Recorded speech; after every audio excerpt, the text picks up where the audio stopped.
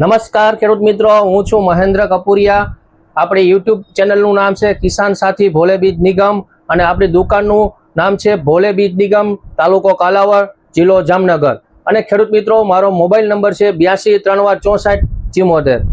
મિત્રો, આજે આપણે નવા વિડીયોમાં માહિતી મેળવશું પાયાનું ખાતર તરીકેનું ડીએપીનું। ત્યાં ઘણા બધા આપણે ખેડૂતો, ટોટલ ખેડૂતો જો કે જોઈએ તો મેજોરિટી વધારે પાયામાં ડીએપીનો ઉપયોગ કરે છે। તો ડીએપી ખાતરની વિસ્તૃત માહિતી, ડીએપી કારું આવે છે, ડીએપી ધોરું આવે છે। ઘણા બધા ખેડૂત મિત્રો કહેતા હોય કે આ બે કલર અલગ કલરના ડીએપી આવે છે, તો ઓરિજિનલ કયું છે, ડુપ્લિકેટ છે કે શું, એની માહિતી આપણે લેશું। અને ત્યારબાદ તમે ઘર બેઠા ચકાસણી કરી શકશો કે ઓરિજિનલ ડીએપી તમે લેવા છો કે ડુપ્લિકેટ ડીએપી છે અથવા તો મિક્સિંગ વાળું છે, એની વિસ્તૃત માહિતી આપણે આ વિડીયોમાં આજે લેશું। મિત્રો, વિડીયો છેક સુધી જોજો અને વિસ્તૃત માહિતી લેજો અને વિડીયોને શેર કરજો। અને જો વિડીયો તમને સારો લાગે તો લાઈક કરજો અને વિડીયો શેર કરજો, જેથી કરીને બીજા ખેડૂત આપણે આ માહિતી મેળવી લેજો। અને બીજા નંબરમાં ચેનલને, આપણી યુટ્યુબ ચેનલને સબસ્ક્રાઈબ કરજો, બરોબર। તો વાત કરીએ મિત્ર પાયાના ખાતરની, બરોબર। તો મોસ્ટ ઓફ તમે જોવો છો કે જે ગમે તે કિસાન હોય, ગમે ત્યાં ઇલાકામાં ખેતી કરતા હોય તો પાયાના ખાતર મેન મહત્વનો ભાગ હોય છે, બરોબર। આપણી અલગ અલગ વિસ્તારમાં અલગ પાકના વાવેતર થતા હોય છે, જેમાં પાયાના ખાતર તરીકે મોસ્ટ ઓફ માની લ્યો કે 90% જેટલા કિસાન સાથી આપણા ડીએપીનો ઉપયોગ કરતા હોય છે। ડીએપી મતલબ ડાય એમ્યુનિયમ ફોસ્ફેટ, બરોબર। તો ડીએપીનો ઉપયોગ કરતા હોય છે। શા માટે આપણે ડીએપીનો ઉપયોગ કરીએ છીએ? પહેલું કારણ એ છે કે સારામાં સારું ખાતર જો આપણે પાયામાં ગણીએ તો આપણું કુદરતી જે સેન્દ્રિય ખાતર હોય છે, બરાબર, તે હોય છે। પણ તે અત્યારે આપણે માર ઢોલનો અભાવને કારણે એ બધા ખેડૂતો પાસે પર્યાપ્ત હોતું નથી। તો એના માટે આપણે આ નવું ડીએપી મતલબ કે પાયાના ખાતરમાં આપણે ડીએપીનો ઉપયોગ કરીએ, જેથી કરીને આપણા છોડને તંદુરસ્ત રહીએ અને ઉગાવાથી માંડીને છોડ મોટો થાય ત્યાં સુધી એની મૂળમાં અને એની મૂળનો વિકાસ થાય અને છોડો મજબૂત રહે, એટલે આપણે ડીએપીનો ઉપયોગ કરતા હોય છે। મેજોરિટી પાકની અંદર ફોસ્ફરસને વધારે જરૂર પડતી હોય છે, જેથી કરીને આપણે આ ડીએપી આપણે એમને વાવતા હોય છે પાયા ખાતર તરીકે। પાયો મજબૂત હોય, પાયો સારો હોય એટલે આપણો મોલ પણ સારો થાય। તો ઘણા બધા મિત્રો એમ કહેતા હતા કે ફોન આવે કે આપણે પૂછે કે આપણે હવે નવી સિઝન આવે છે તો આપણે ડીએપી સારું કયું કહેવાય, કાળા કલરનું ડીએપી આવે છે એ સારું છે કે વ્હાઇટ કલરનું ડીએપી આવે છે એ સારું છે? એટલે એના માટે આજે આપણે આ વિસ્તૃત માહિતી લેશું, બરોબર। તો મિત્રો, ડીએપી ખાતર ઘણી બધી કંપની બનાવે છે। લોટ ઓફ કંપનીના ડીએપી ખાતર સરદારવાળાનું આવે છે, કોરોમંડલનું આવે છે, આઈપીએલનું આવે છે અને બીજા ઘણા બધા આવે છે, બરોબર। બધામાં મેજોરિટી ટકાવારી જે હોય છે એમાં 46% ફોસ્ફરસની હોય છે, જે મેન મુખ્ય તત્વ છે ફોસ્ફરસ। આપણા પાયાના ખાતર તરીકે ઉપયોગ કરતા હોય તો ફોસ્ફરસનો ઉપયોગ આપણે કરતા હોય છે, એટલે એમાં મેજોરિટી 46% હોય છે। જે પણ કંપનીનું ડીએપી હોય છે એમાં બધામાં ટકાવારી સરખી જ હોય છે, બરોબર। એમાં નાઇટ્રોજન હોય છે 100% અને 46% ફોસ્ફરસ હોય છે, બધા ખાતરમાં હોય છે। અને બીજા નંબરમાં એક તમને કહી દઉં મિત્રો, કે જો તમને ખબર ન હોય તો કે આપણે ડીએપી જે એમોનિયમ સલ્ફેટ ફોસ્ફેટ, એ ડીએપી આપણા ભારતમાં બનતું નથી, એ ઇમ્પોર્ટ કરવું પડે છે। અને ઘણી બધી કંપનીના એમાં માર્કો મારેલા જ હોય છે કે એમાં લખેલું હોય છે કે કઈ જગ્યાએથી ઇમ્પોર્ટ કર્યું છે। નીચે તમે થેલી લ્યો, નીચે થેલીમાં એમાં માહિતી આપેલી હોય છે કે રશિયાથી આવેલું છે કે ગમે ત્યાંથી બીજા દેશમાંથી આવેલું છે, એમાં હોય છે। અને અમુક કંપનીવાળા ખાલી એવું લખેલું હોય છે ઇમ્પોર્ટ, એટલે બહારથી મંગાવેલું છે, બરોબર। એટલે એ બધામાં લખેલું જ હોય છે, કારણ કે અહીંયા ભારતમાં આપણે આ બનતું નથી। હવે વાત કરીએ મિત્રો, તો ડીએપી ખાતર બે પ્રકારના આવતા હોય છે। મેજોરિટી જુઓ તો બ્લેક કલરનું, બ્રાઉન ટાઈપનું અને બીજું છે વ્હાઇટ ટાઈપનું, બરોબર। તો આ બેમાં ડિફરન્સ શું છે કે બે એક અલગ છે, બે કલર અલગ છે કે અથવા તો ડુપ્લિકેટ છે કે ઓરિજિનલ છે, એ વધારે કન્ફ્યુઝ હોય છે, પણ એવું હકીકતમાં હોતું નથી મિત્રો। એમાં એવું છે કે જે બ્લેક કલરનું ખાતર આવે છે, બ્રાઉન ટાઈપનું, એ ઓગાળવામાં સેજ મોડું હોય છે, એટલે ટૂંકમાં લાંબો સમયે ઓગળે છે, એટલે એ ટાઈપનું હોય છે। અને જે આપણે પાક વાવતા હોય છે એ પાકને જો એ પ્રમાણમાં ફોસ્ફરસ મળ્યું રહે એના માટે બ્લેક કલરનું ખાતર હોય છે. અને જે ટૂંકી મુદતનો પાક આપણે વાવતા હોય તો જલ્દી ઘોરણસી હોય પાણીમાં, જલ્દી ઓગળી જતું હોય તો એ વ્હાઇટ કલરનું ડીએપી આવે છે. બરોબર, એટલે અલગ અલગ પાકમાં અલગ અલગ તમે ડીએપી વાપરી શકો છો. ડુપ્લિકેટ હોતું નથી, એવું નથી કે કારું સી ઓરિજિનલ છે, વ્હાઇટ સી ઓરિજિનલ છે, એવું કાંઈ હોતું નથી. આ બે પ્રકારના જ આપણે ડીએપીનામાં કલર જોવા મળે છે. ટૂંકમાં એના બે સોલ્વન્ટ અલગ અલગ હોય છે કે એમાં એવું હોય છે જે કારું કલરનું જે ડીએપી આવે છે તેને પાણીમાં તમે નાખો તો એ ઘુલનશીલ મતલબ ઓગળવામાં એમાં 20 કલાક જેવું લાગે કે 25 કલાક જેવું લાગે છે, અને જેથી કરીને એ મોડું ઓગળે છે. મોડું ઓગળવાનું કારણ એટલું જ છે કે એમાં જે એની ટેકનોલોજી છે એ રિલીઝ થવાની થોડીક ધીમી હોય છે. અને મેજોરિટી જે આપણે કપાસ વાવતા હોય, જે લાંબા મુદતના પાક હોય, એમાં ફોસ્ફરસ એને હરવે છોડને મહિલા રાખે, એટલે એમાં બ્લેક કલરનું ડીએપી વાપરવું બહુ હિતાવહ છે. જેનું કારણ છે કે તમે જેમ છોડની અવધિ મોટી થાય, છોડનો વિકાસ થાય, એમ ફોસ્ફરસની જરૂર પડતી રહે. તો આપણે જમીનમાં જે આપણે ખાતર ડીએપી આપણે આપેલું હોય છે તો એમાંથી રિલીઝ થયા રાખે, એના છોડ ડીએપી ફોસ્ફરસ લીધા રાખે અને એ છોડનું આયુષ્ય વધતું જતું હોય છે. એટલે મેજોરિટી જે કપાસ છે, શેરડી છે, જે લાંબા પાન મોટા પાનના જેટલા પાકો હોય છે, બાગાયતી હોય કે ગમે તે હોય, બરોબર, એમાં વધારેમાં વધારે કાળા કલરનું ડીએપી વધારે સારું રહેશે.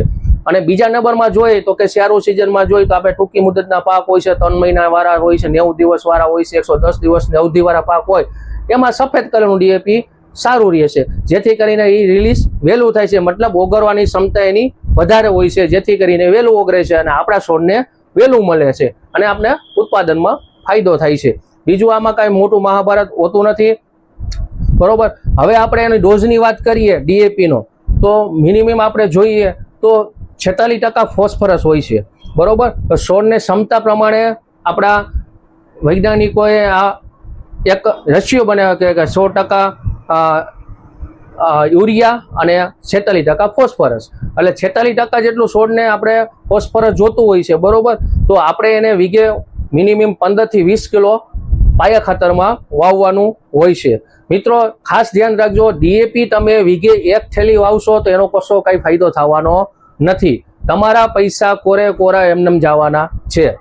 એનું કારણ એ તમને કહું કે જેટલો છોડને જોશે ફોસ્ફરસ એટલું જ લેશે, બાકી તમારું જે ડીએપી ખાતર છે જમીનમાં એમનેમ પડ્યું રહેવાનું છે. એનો કોઈ પણ જાતની વળતર તમને મળવાની નથી. ઘણા મિત્રો એમ કહેતા કે અત્યારે નાખી દઈએ આપણે, બીજા પાકમાં કામ આવે ને, પણ એવું હકીકતમાં હોતું નથી મારા ભાઈઓ. તમે જે ભૂલ ખાવશો તે ખાતરમાંથી જ ખાવશો. છોડને ખાલી ફોસ્ફરસથી આપણી ઉપજ આખી આવતી નથી કે આખા આપણો છોડની અવધિ પૂરી થતી નથી. છોડને ઓછામાં ઓછા 17 તત્વો હોય છે, જોતા હોય છે એની લાઈફ સાયકલની અંદર, કે છોડ ઉગે, જ્યાંથી ઉગે ત્યાંથી પાકે ત્યાં લગી, પરિપક્વ અવસ્થા લગીમાં છોડ અલગ અલગ ન્યુટ્રિશન અને એનપીકે ખાતર જોતા હોય છે. બરોબર, ખાલી ફોસ્ફરસથી બધું એનું નિવારણ આવે નહીં. ફોસ્ફરસનું કારણ એ છે કે તમને છોડ અંકુર ફૂટે એટલે અંકુરમાંથી જે એના મૂળિયા હોય ફોસ્ફરસ મળે એટલે ખોરાક બનાવવા માંડે અને મૂળનો વિકાસ થાય અને મૂળ મજબૂત થાય. જેથી કરીને આપણે શરૂઆતમાં કેમ છોડ નાનો હોય એટલે આપણે વૈધ કરાવી હોય વધારે તો એમાં ફોસ્ફરસ વધારે કામ આપે છે. બરોબર, એટલે ફોસ્ફરસનું પ્રમાણ તમારે પાયા ખાતરમાં 1 વીઘાની અંદર 15 થી 20 કિલો આપવાનું છે. જાજુ તમે આપશો તો એ તમારું ખાતર જમીનમાં અલભ્ય અવસ્થામાં પડ્યું રહેશે, એનો કોઈ મતલબ નથી મારા મિત્રો. બરોબર, અને એ પૈસા તમારા પાણીમાં જવાના છે.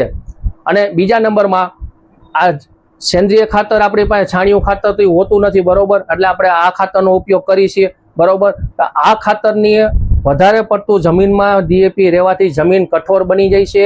બરોબર, જમીન ભરભરી કે પોચી રહેતી નથી અને આપણે ઉત્પાદનમાં ભવિષ્યમાં ફેર બતાવશે.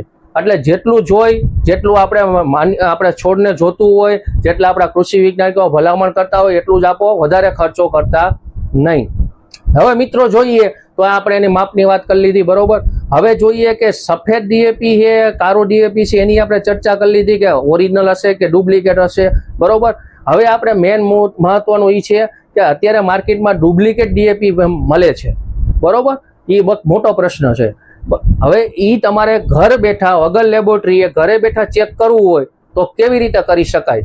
તો એ સિમ્પલ રીત છે, સાવ સિમ્પલ અને સોબર રીત છે. તમને શીખડાવું કે તમને કહું કે ડીએપીના દાણા તમે ગમી ડીએપી લીધું હોય એને બોરીમાંથી થોડાક દાણા તાવડી કે આપણા તવા ઉપર શેકો, તમે એની ઉપર રાખો અને એને ગરમ કરો. થોડીક વાર 2-5 મિનિટ થશે એટલે એકદમ ગરમ થશે અને એનો દાણો ફૂલાવા માંડશે.